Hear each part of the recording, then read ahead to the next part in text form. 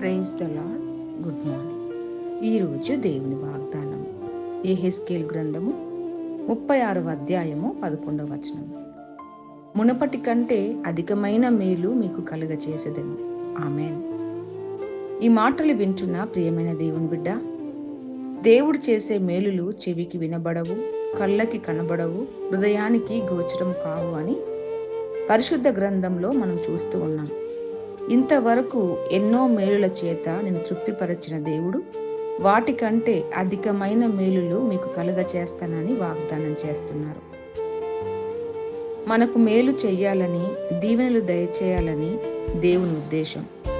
మన జీవితంలో మనకు మేలు చేయాలని ఎవ్వరూ కోరుకోరు. కానీ మనము దేవుణ్ణి ప్రేమించకపోయినా దేవుడు మన పట్ల ప్రేమ కలిగి మేలు చేత తృప్తిపరచాలని ఆశిస్తూ ఉన్నారు.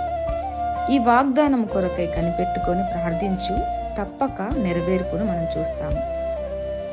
దేవుడి మాటలను దీవించి ఆశీర్వదించునుగాక. ఆమెన్.